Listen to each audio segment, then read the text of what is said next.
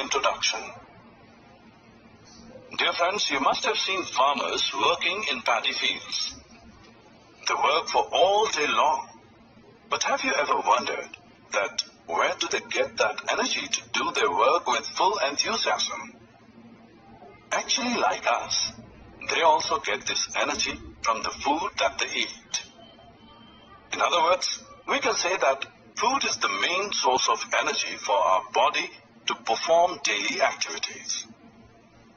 We get our food from both plants and animals. Food has to be produced on a large scale to meet everyone's requirements.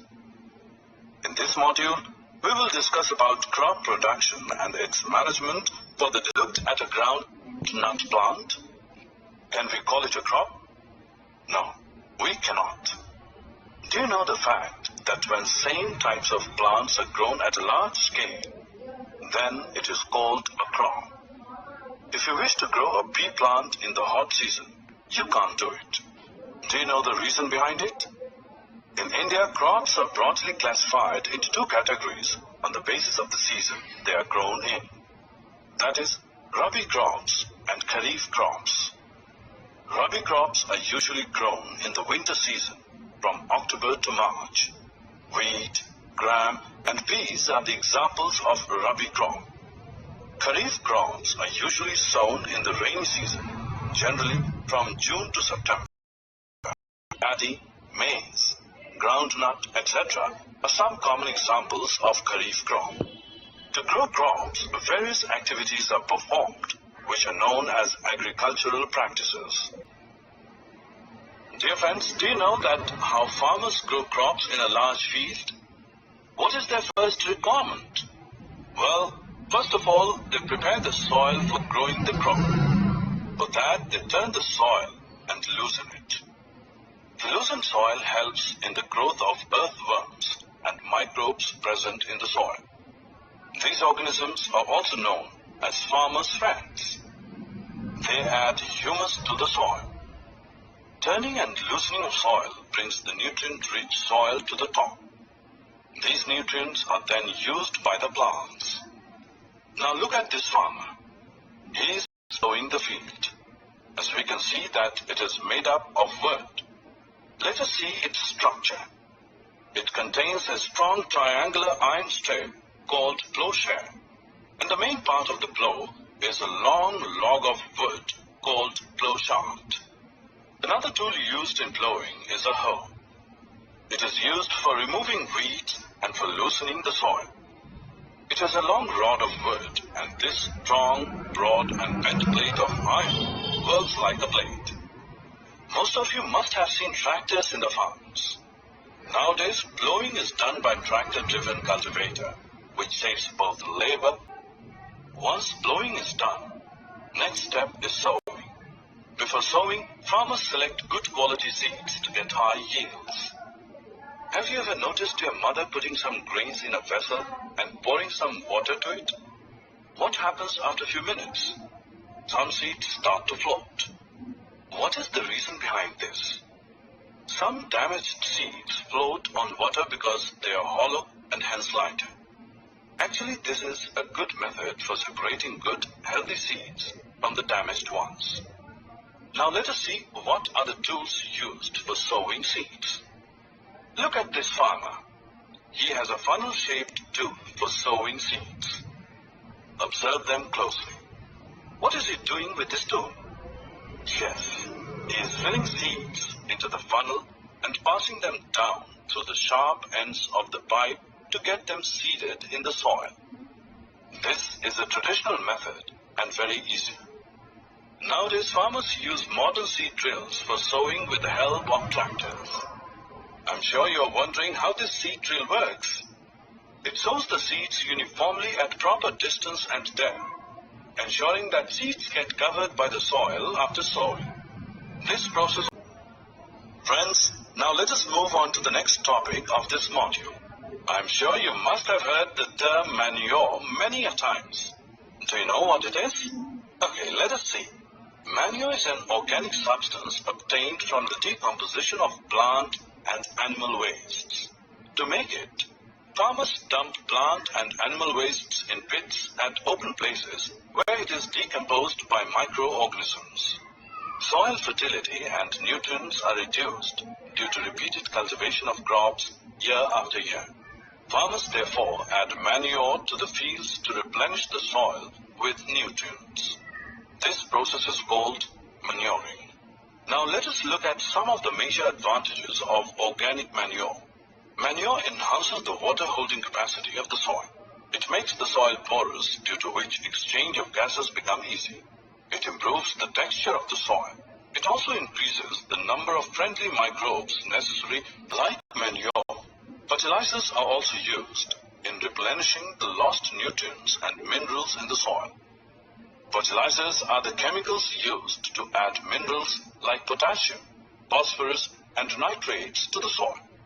Fertilizers are produced in factories. Some examples of fertilizers are urea, ammonium sulfate, potash, and NPK, nitrogen, phosphorus, and potassium. The use of fertilizers increases the crop yield. However, there are some disadvantages of using fertilizers.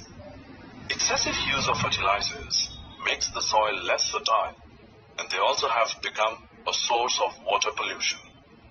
Difference between fertilizers and manure. Learn about manures and fertilizers and their uses.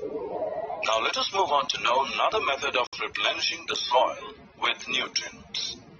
It is known as crop rotation. Do you know when a cereal crop like rice is grown in the soil, it uses up a lot of nitrogenous soil, and if another cereal crop is grown in the same soil, the soil becomes nitrogen deficient. So by rotation, a leguminous crop should be grown after cereal crop. You will be surprised to know that some bacteria is present in the root nodules of these leguminous plants. These are known as rhizobium bacteria, which fix atmospheric nitrogen to form nitrogen compounds. When these nitrogen compounds go into the soil becomes more fertile. Thus, planting leguminous plant will result in nitrogen-rich soil, and when a cereal is grown in the soil, food grain production increases. As we all know that water is very essential for all living beings, but what is its role in the production of crops? Actually, water is essential for crops because germination of seeds cannot take place under dry conditions. Water is absorbed by the plant roots, and along with it, minerals and fertilizers are also absorbed. Hence, watering the crops in the fields is called irrigation. The time and frequency of irrigation varies from soil to soil, crop to crop, and season to season. Now the question arises, what are the sources of irrigation?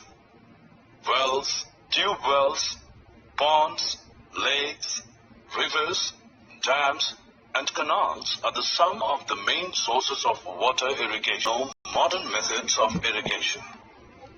A sprinkler system. This system is most useful on the uneven land where water is not available.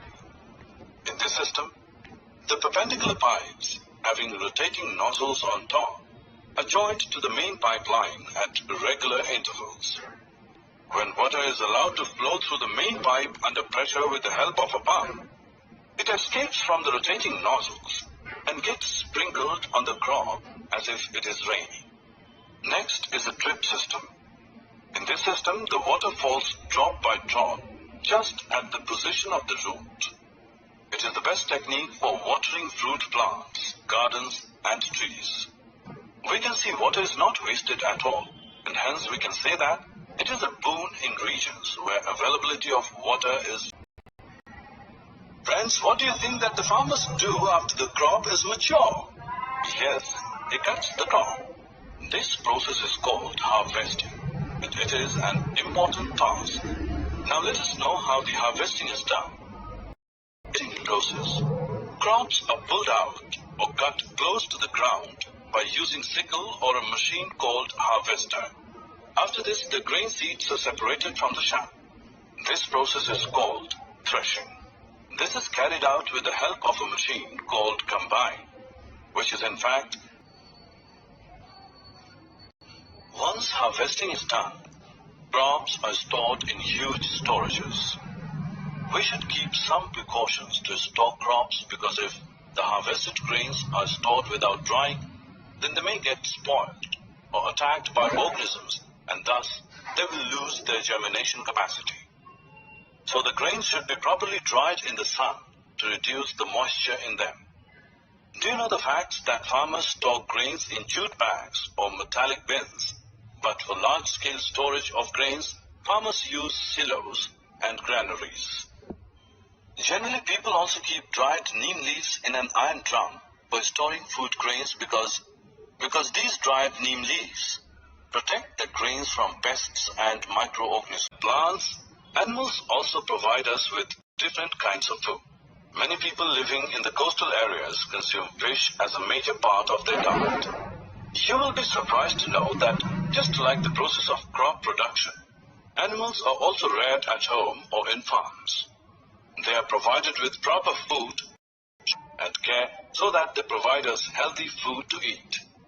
This process is called animal husbandry. In other words, we can say that animal husbandry means rearing and breeding livestock on a large